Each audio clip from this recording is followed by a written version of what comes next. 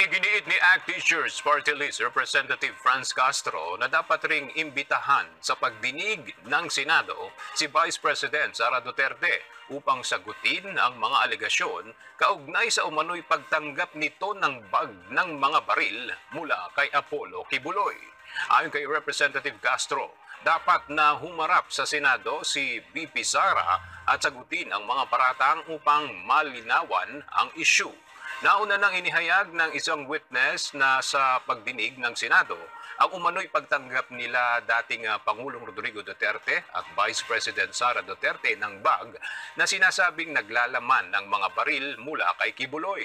Sa isang statement, mariing pinabulaanan ni VP Sara ang mga paratang at sinabing hindi na bago para sa kanya ang mga ganitong pag-atake upang sirain ang kanyang reputasyon. Nanguna ang Department of Education at Commission on Higher Education sa pinagkakatiwalaang ahensya ng pamahalaan batay sa tugon ng Masa Survey of the Research Group para sa fourth quarter ng 2023. Nakakuha ang DepEd ng trust rating na 84%.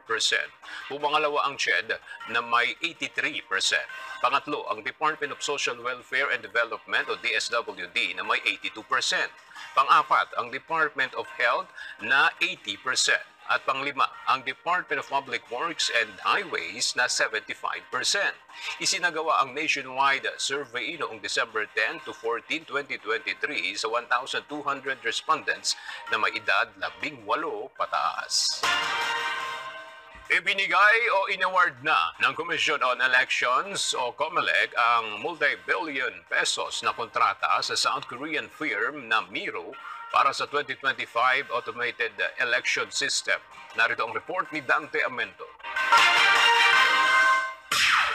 Matapos ang mahabang deliberasyon, inaprobahan ng Commission on Elections o COMELEC and Bank ang rekomendasyon ng kanilang Special Bids and Awards Committee o SBAC na ibigay o i-award ang 17.988 billion pesos na proyekto sa Miro Systems Company Limited.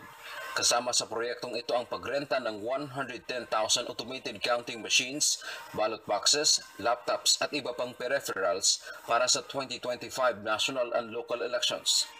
Nagdesisyon ng Commission and Bank, unanimous po kami. Inadapt namin yung recommendation ng aming Special Bids and Awards Committee at yung mga findings ng TWG, amin din pong inadapt at sinasabi na dapat maibigay ang award sa Miro System at ang kanyang joint venture na kumpanya. Ayon kay Chairman George Erwin Garcia, naibigay ng joint venture company ang lahat ng kanilang hinihingi tulad ng specifications ng makina batay sa inilabas nilang Term of Reference o TOR.